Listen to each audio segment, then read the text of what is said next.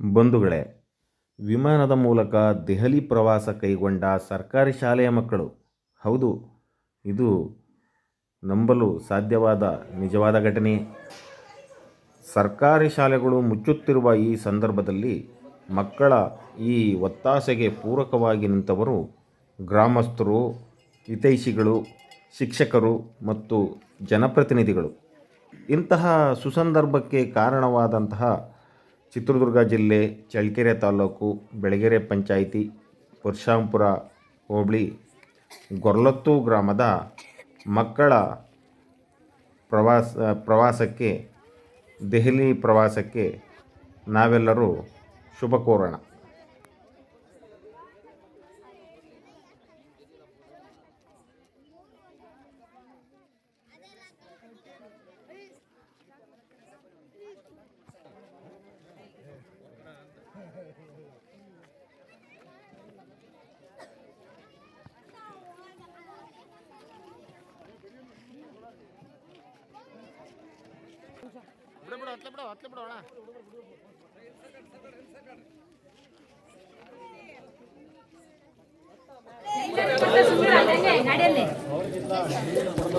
ನಮ್ಮ ಶಾಲೆಯ ಮಕ್ಕಳು ದೆಹಲಿ ಪ್ರವಾಸಕ್ಕೆ ವಿಮಾನದ ಮೂಲಕ ಪ್ರವಾಸ ಕೈಗೊಂಡಿದ್ದರಿಂದ ಅವರಿಗೆ ಆ ಗ್ರಾಮಸ್ಥರ ಪರವಾಗಿ ಅವರಿಗೆ ಶುಭವನ್ನು ಹಾರೈಸ್ತಿದ್ವಿ. ಅವರ ಪ್ರಯಾಣ ಸುಖಕರವಾಗಿ ಆರಾಮಾಗಿ ಬರಲಿ. ಚಾಕ್ಲೇಟ್ ಕೊಟ್ಟಿರೋ ಉದ್ದೇಶ ಏನಂತಂದರೆ, ಇವನ್ನು ನೀವು ದಯವಿಟ್ಟು ಯಾರು ಈಗಲೇ ತಿನ್ನಬೇಡ್ರಿ. ವಿಮಾನದಲ್ಲಿ ಹತ್ತಿದಾಗ ಒಂದು ಸ್ವಲ್ಪ ಸುಮಾರು ಅಂದರೆ 1 ಕಿಲೋಮೀಟ್ರ್ 2 ಕಿಲೋಮೀಟ್ರ್ ಮೇಲೆ ಹೋದಾಗ ಕಿವಿ ದಬ್ಬಾಕೊಳ್ತವೆ, ಗಂಟ್ಲು ಒಣಗ್ತಿತೆ, ಅವಾಗ ಕಿವಿ ಹೊಡ್ತಾ ಬರುತ್ತೆ. ಉಗುಳು ಉಂಬಿದ್ರೆ ಅವಾಗ ಕಿವಿ ಫ್ರೀ ಆಗುತ್ತೆ. ಅದಕ್ಕೋಸ್ಕರ ಆ ಸಂದರ್ಭದಲ್ಲಿ ನೀವು ಚಾಕ್ಲೇಟ್ ಹಾಕ್ಕೊಂಡ್ರೆ ಉಗುಳು ನುಂಗಿದಾಗ ಕಿವಿ ಫ್ರೀ ಆಗುತ್ತೆ. ಅದ್ರ ಮೇಲ್ಪಟ್ಟೋದಾಗ ನೀವು ಏನು ಬೇಕಾಗಲ್ಲ, ಇದ್ರೆ ಆರಾಮಾಗುತ್ತೆ. ಇಳಿಬೇಕಾದ್ರೆ 1 ಕಾಲು ಗಂಟೆ, ಹತ್ತಬೇಕಾದ್ರೆ 1 ಕಾಲು ಗಂಟೆ, ಏನು ವೆದರ್ ಇರುತ್ತೆ, ಒಂದು ಬ್ಯಾಡ್ ವೆದರ್ ಅಂತಂದು ಒಂದು ಪದರ ಇರುತ್ತೆ, ಅದು ದಾಟೋ ಸಂದರ್ಭದಲ್ಲಿ ಎಲ್ಲರಿಗೂ ಕಿವಿ ದಪ್ಪಾಕೊಳ್ತವೆ. ಶೀತಮೈ ಇರೋರಿಗೆ ಬೇಗ ಇದಾಗುತ್ತೆ, ಸ್ವಲ್ಪ ಉಷ್ಣಮೈ ಇರೋರಿಗೆ ಏನೂ ಆಗೋದಿಲ್ಲ. ದೇವಿಗೆ ನಮ್ಮ ಅನಂತ ವಂದನೆಗಳನ್ನು ಅರ್ಪಿಸುತ್ತಾ ಇವತ್ತು ಗೊರ್ಲತ್ತು ಗ್ರಾಮದಿಂದ ದೆಹಲಿ ಪ್ರವೇಶ ಕೈಗೊಂಡಿದ್ದಾರೆ. ನಮ್ಮ ಚಿತ್ರದುರ್ಗ ಜಿಲ್ಲೆ ಚಳ್ಳಕೆರೆ ತಾಲೂಕಿಗೆ ಸೇರಿದಂಥ ಈ ಗೊರ್ಲತ್ತು ಗ್ರಾಮ ಗಡಿ ಗ್ರಾಮ. ಹಿಂದೆ ತುಂಬ ಅನಾಕ್ಷರದಿಂದ ಕೂಡಿದಂಥ ಗ್ರಾಮ. ಇವತ್ತು ಶುಭ ದಿನ ಅಂತಬೇಕು.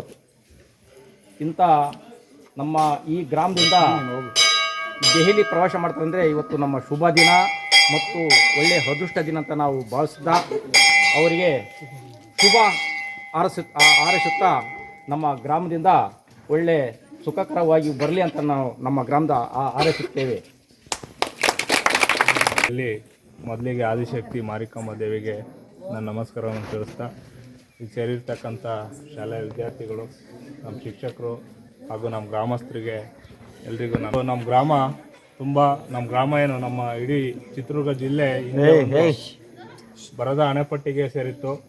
ಹಾಗೆಯೇ ಶಿಕ್ಷಣದಿಂದ ವಂಚಿತರಾಗಿರ್ತಕ್ಕಂಥ ಒಂದು ಪ್ರದೇಶವಾಗಿಯೂ ಗುರುತಿಸ್ಕೊಂಡಿತ್ತು.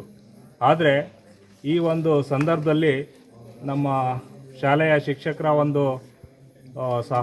ಅವರ ಒಂದು ಸಹಾಯ ಅಂತೇಳಿ ಹೇಳ್ಬೋದು, ಅವರ ಒಂದು ಸೇವೆಯಿಂದ ಅವ್ರು ಮಾಡಿರ್ತಕ್ಕಂಥ ಒಂದು ತೀರ್ಮಾನದಿಂದ ನಮ್ಮ ಮಕ್ಕಳು ರಾಷ್ಟ್ರದ ರಾಜಧಾನಿಗೆ ಹೋಗ್ತಿರ್ತಕ್ಕಂಥದ್ದು ಇಡೀ ನಮ್ಮ ಗ್ರಾಮಕ್ಕೆ ಅಷ್ಟೇ ಅಲ್ಲದೇ ನಮ್ಮ ಪಂಚಾಯತಿಗೆ, ನಮ್ಮ ಸುತ್ತಮುತ್ತ ಹಳ್ಳಿಗೆ ಇದೊಂದು ತುಂಬ ಖುಷಿಯ ವಿಚಾರ ಅಂತೇಳಿ ಹೇಳ್ಬೋದು. ಯಾಕಾಗಿ ಅಂತಂದರೆ ಇವತ್ತು ಈ ಒಂದು ರಾಷ್ಟ್ರ ಮಟ್ಟಕ್ಕೆ ಮಕ್ಕಳು ದೆಹಲಿಗೆ ಈ ಒಂದು ಫ್ಲೈಟಲ್ಲಿ ಹೋಗ್ತಾ ಇರೋದು ಇದು ಒಂದು ಸಾಹಸದ ವಿಷಯ. ಸೊ ಈ ಒಂದು ಎಸ್ಪೆಷಲಿ ಇದು ಒಂದು ವಿಂಟರ್ ಸೀಸನ್ನು, ತುಂಬ ಚಳಿ ಇರುತ್ತೆ, ತುಂಬ ಸಮಸ್ಯೆಗಳಿರುತ್ತೆ. ಆ ಸವಾಲುಗಳನ್ನು ಮೀರಿ ಎಲ್ಲ ಒಂದು ಅನುಕೂಲಕರ ರೀತಿಯಲ್ಲಿ ನಮ್ಮ ಶಿಕ್ಷಕರು ಎಲ್ಲ ಒಂದು ಸಕಲ ಸಿದ್ಧತೆಗಳನ್ನು ಮಾಡ್ಕೊಂಡಿದ್ದಾರೆ ಅಂತೇಳಿ ನಾನು ಭಾವಿಸಿದ್ದೀನಿ. ಜೊತೆಗೆ ಇದ್ರ ಹಿನ್ನೆಲೆಯಲ್ಲಿ ನಮ್ಮ ಗ್ರಾಮಸ್ಥರು ಎಲ್ಲರೂ ಇದಕ್ಕೆ ತುಂಬ ಪೂರಕವಾಗಿ ಸಹಾಯ ಮಾಡಿದ್ದಾರೆ. ನಮ್ಮ ಹಿರಿಯರು ಇಲ್ಲಿ ಏನೋ ಕಲ್ತಿದ್ದಾರೋ, ಗ್ರಾಮ ಪಂಚಾಯತಿ ಸದಸ್ಯರಿಂದ ಹಿಡಿದು ಏನು STMC ಪ್ರೆಸಿಡೆಂಟ್ ಆಗಿರ್ಬೋದು, ಇದರಲ್ಲಿರ್ತಕ್ಕಂಥ ಏನು ಸದಸ್ಯರಿರ್ಬೋದು, ಇವರ ಎಲ್ಲರೂ ಒಂದು ಬೆನ್ನೆಲುಬಾಗಿ ನಿಂತಿದ್ದಾರೆ. ನೋಡಬೇಕು. ಉದಾಹರಣೆ ಒಂದು ಕುಗ್ರಾಮ, ಇದು ಉದಾಹರಣೆ ಒಂದು ಹಳ್ಳಿ ಬಾರ್ಡ್ರ್, ಅದು ಆಂಧ್ರ ಬಾರ್ಡ್ರಲ್ಲಿದೆ. ಸೊ ಹಾಗಾಗಿ ನಮ್ಮ ಹಳ್ಳಿಯ ಮಕ್ಕಳು ಕೂಡ ಪ್ರಪಂಚದ ಜ್ಞಾನವನ್ನು ತಿಳ್ಕೊಬೇಕಂತ ಹೇಳ್ಬಿಟ್ಟು ಒಂದು ಯೋಚನೆ ಮಾಡಿ ವಿಧಾನಸೌಧದಲ್ಲಿ ನಡೀತಕ್ಕಂಥ ಕಾರ್ಯಕಲಾಪಗಳು ಮುಖ್ಯಮಂತ್ರಿಯಿಂದ ಹಿಡಿದು ಶಾಸಕರಿಂದ ಹಿಡಿದು ಯಾವ ರೀತಿ ಶಾಸನಗಳನ್ನು ಮಾಡ್ತಾರೆ, ಅಲ್ಲಿ ಯಾವ ರೀತಿ ಚರ್ಚೆ ಮಾಡ್ತಾರೆ, ಈ ನಮ್ಮ ಸಾರ್ವಜನಿಕರಿಗೆ ಕೊಡ್ತಕ್ಕಂಥ ಸೌಲಭ್ಯಗಳ ಬಗ್ಗೆ ಯಾವ ರೀತಿ ಚರ್ಚೆ ಮಾಡ್ತಾರೆ ಅಂತಕ್ಕಂಥದ್ದು ನಮ್ಮ ಹುಡುಗರು ಲೈವ್ ಆಗಿ ನೋಡ್ಬೇಕನ್ನೋ ಒಂದು ಉದ್ದೇಶದಿಂದ ಕೇವಲ ಒಬ್ಬೊಬ್ಬರಿಂದ 500 ರೂಪಾಯಿ ಕಲೆಕ್ಟ್ ಮಾಡ್ಕೊಂಡು ನಾವು ಬೆಂಗಳೂರಿಗೆ ಹೋದ್ವಿ. ಹೆಡ್ ಮಾಸ್ಟ್ರು ನಾವು ಎಲ್ಲ ಸೇರಿ 20 ಜನ ಟಿ ಟಿ ಗಾಡಿ ಮಾಡ್ಕೊಂಡು ಹೋದ್ವಿ. ಆ 20 ಜನ ಟಿ ಟಿ ಗಾಡಿ ಮಾಡ್ಕೊಂಡು ಅಲ್ಲಿ ವಿಧಾನಸೌಧದಲ್ಲಿ ವಿಧಾನಸಭಾ ಕಲಾಪವನ್ನು ನೋಡಿದ್ವಿ. ಮತ್ತು ನೆಹರು ತಾರಾಲಯ, ವಿಶ್ವೇಶ್ವರಯ್ಯ ಮ್ಯೂಸಿಯಂ, ಮೆಟ್ರೋ, ಮಾಲ್ ಎಲ್ಲಾನು ನೋಡಿದಾಗ ನಮ್ಮ ಹುಡುಗರಿಂದ ಒಂದು ರೆಸ್ಪಾನ್ಸ್ ಬಂತು. ಸರ್ ನಾನು ಎಂದೂ ನೋಡಿರಲಿಲ್ಲ ಸರ್ ಬೆಂಗಳೂರು. ಇಲ್ಲಿ ಮನು ಇದ್ದಾನೆ ಸರ್, ನಾನು ಎಂದೂ ನೋಡಿಲ್ಲ. ಮೋಹನ ಇದ್ದಾನೆ ಸರ್, ನಾವೆಂದೂ ಬೆಂಗಳೂರು ನೋಡಿಲ್ಲ ಸರ್, ಇವಾಗ ನೋಡಿದ್ದು ಭಾರಿ ಖುಷಿ ಆಯ್ತು. ಸೊ ಆ ಹುಡುಗರಿಗೆ ಒಂದು ಮೈಂಡ್ ಸೆಟ್ ಬರುತ್ತೆ. ನಮ್ಮ ಇಲ್ಲಿ ಗೊರ್ಲತ್ತಲ್ಲಿ ಉದಾಹರಣೆ ಚೆಕ್ ಡ್ಯಾಮು, ಮತ್ತೆ ಈ ಕಡೆ ಚಾನಲ್, ಮತ್ತೆ ಈ ಕಡೆ ಇದು, ಅದೇ ನೋಡ್ಕೊಂಡಿದ್ರೆ ಮತ್ತೆ ಏನು ಗೊತ್ತಾಗೋದಿಲ್ಲ ಪ್ರಪಂಚ ಹೆಂಗಿದೆ ಅಂತ ಹೇಳ್ಬಿಟ್ಟು. ಅಲ್ಲಿ ನೋಡಿದಾಗ ಅವ್ರಿಗೆ ಗೊತ್ತಾಯ್ತು, ಮಾಲ್ಗಳನ್ನು ನೋಡೋದು, ಜನ ನೋಡೋದು, ಆ ಲೈಫ್ ಸ್ಟೈಲ್ ನೋಡೋದು. ಆಗ ನಾನೇನಾದ್ರೂ ಒಂದು ಚೇಂಜಸ್ ಆಗಬೇಕು ಅನ್ನೋದು ಅವ್ರ ಮೈಂಡ್ ಸೆಟಲ್ಲಿ ಬರುತ್ತೆ. ಆ ಮೈಂಡ್ ಸೆಟಲ್ಲಿ ಬಂದಾಗ ಅದು ಅದೇ ರೀತಿ ತಳ ಊರಿ ಮುಂದೆ ಅವನು ಏನಾದ್ರು ಮಾಡಿ ಆ ಒಂದು ಗುರಿನ ಸಾಧನೆ ಮಾಡೋದಕ್ಕೆ ಕಾರ್ಯೋನ್ಮುಖ ಆಗ್ತಾನೆ.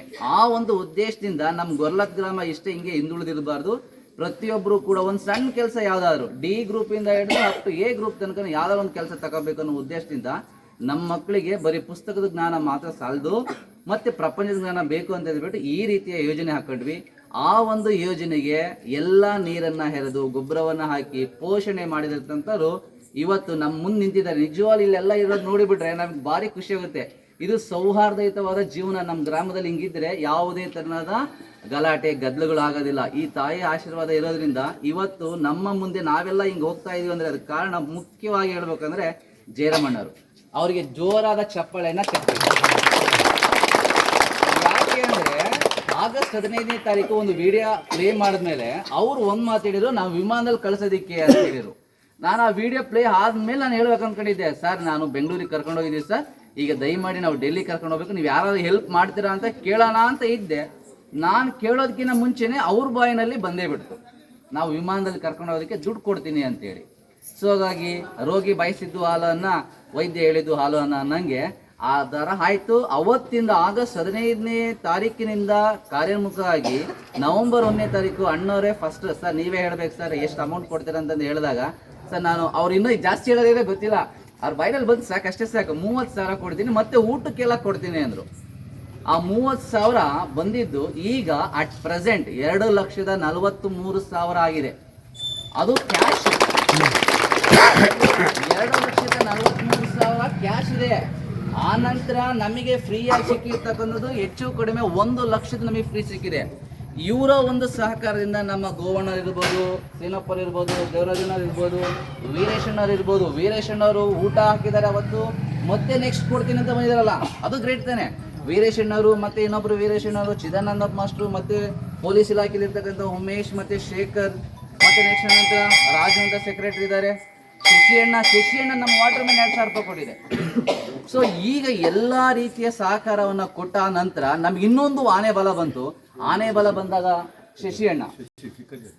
ಶಶಿಕುಮಾರ್ ಅಂತ ಪಾಪ ಅವರು ನಮ್ಗಿನ ಚಿಕ್ಕವರು ಅವ್ರ ಪಾಪ ನಿಜವಾಗ್ಲು ಅದ ಕೇಳೋದು ಅದೇ ಮೂರ್ತಿ ಚಿಕ್ಕದಾರು ಕೀರ್ತಿ ದೊಡ್ಡದನ್ನಂಗೆ ಚಿಕ್ಕಜ್ಜನರು ಶಿವಣ್ಣವ್ರ ಮಗ ಶಶಿಕುಮಾರ್ ಅಂತ 10,000 ದುಡ್ಡು ಕೊಟ್ಟಿದ್ದಾರೆ. ಸೊ ಈಗೆಲ್ಲ ಯಾರ್ದು ಹೆಸರು ಬಿಟ್ಟಿದ್ರೆ ದಯಮಾಡಿ ಏನು ನೇತಾ ಭಾವಿಸ್ಬೇಡಿ.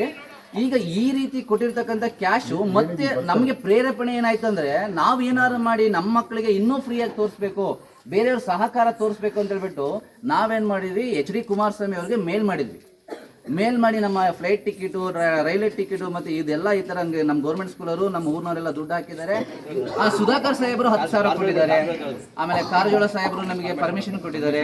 ಆಮೇಲೆ ನಮ್ಮ ಮುಖ್ಯವಾಗಿ MLA ಸಾಹೇಬರು ಅದೇ ಅಭಿವೃದ್ಧಿ ಹರಿಕಾರ ಅಂತ ಹೇಳ್ತೀವಿ, ಶಿಕ್ಷಣಕ್ಕೆ ಸಾಕಷ್ಟು ಒತ್ತನ್ನು ಕೊಡ್ತಾರೆ. ಅದು ನಾನು ಯಾಕೆ ಕೇಳಬಾರ್ದು ಅಂದ್ರೆ ಅವ್ರು ಎಲ್ಲೂ ಮೆಸೇಜ್ ಹಾಕಬೇಡಿ ಅಂತ ಹೇಳಿದ್ದಾರೆ. ನಮ್ಮ ಊರಿನವ್ರು ಮಾತ್ರ ಅಷ್ಟೇ ಬಿಡಿ, ಏನು ತೊಂದರೆ ಇಲ್ಲ. ನಮ್ಮ ಊರಿನವ್ರಿಗೆ ನೋಡಿ 25,000 ರೂಪಾಯಿ ದುಡ್ಡು MLA ಸಾಹೇಬರು ಕೊಟ್ಟಿದ್ದಾರೆ. 25,000 ಅವರು ಮೆಸೇಜ್ ಎಲ್ಲ ಹಾಕ್ಬಿಡಿ ಸರ್ ಅಂತ. ಸೊ ನಮ್ಮ ಊರಿಗೆ ನಮ್ಮ ಮುಖಂಡರಿಗೆ ಹೇಳ್ರಿ ಅಂತ ಹೇಳಿದ್ದಾರೆ. ನಮ್ಮ ಮುಖಂಡರಿಗೆ ಆಲ್ರೆಡಿ ಎಲ್ಲ ತಿಳಿಸಿದ್ದೀನಿ, ಅವತ್ತು ಕೊಟ್ಟಾಗಲೇ ತಿಳಿಸಿದ್ದೀನಿ. ಸೊ ಸೊ ಈಗ ಹೌದು, ಈಗ ಎಲ್ಲರ ಸಹಕಾರ ಇದೆ. ಕೈ ಅದು ಹನಿ ಹನಿ ಗುಡಿದ್ರೆ ಹಳ್ಳ ಅನ್ನೋಂಗೆ ನಮ್ದು ಈಗ ಒಂದು ಹಂತಕ್ಕೆ ಬಂದಿದೆ. ನೀವೆಲ್ಲರೂ ಶುಭ ಹಾರೈಸಬೇಕು, ನಮ್ಮ ಮಕ್ಕಳು ಆರಾಮಾಗಿ ಹೋಗಿ ಆರಾಮಾಗಿ ಬರಲಿ ಅಂತ ಹೇಳ್ಬಿಟ್ಟು ಹಿಂಗೆ ಹೇಳ್ತಾ ನನ್ನ ಮಾತು ಮುಗಿಸ್ತಾ ಇದ್ದೀನಿ. ಧನ್ಯವಾದ. ಇನ್ನು ಸುರೇಶ್ ಕಳ್ಸೋಣ.